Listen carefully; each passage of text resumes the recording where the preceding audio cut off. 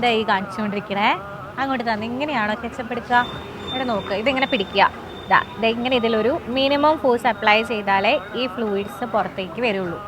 ഇത് പഠിച്ചിട്ടില്ലേ നീ? നമ്മുടെ ഷായ് സാറിന്റെ FM-ന്റെ ക്ലാസ്സിലല്ലേ? ഇങ്ങനെയുള്ള ഫ്ലൂയിഡ്സിനെ നമ്മളൊരു പേര് വിളിക്കും. ഇവരെയാണ് നമ്മൾ ബ്രിങ്കം പ്ലാസ്റ്റിക്, അല്ലെങ്കിൽ നമ്മൾ ഇതിനെ ഐഡിയൽ പ്ലാസ്റ്റിക് ഫ്ലൂയിഡ് എന്നുള്ള പേരൊക്കെ വിളിക്കാറുണ്ട്.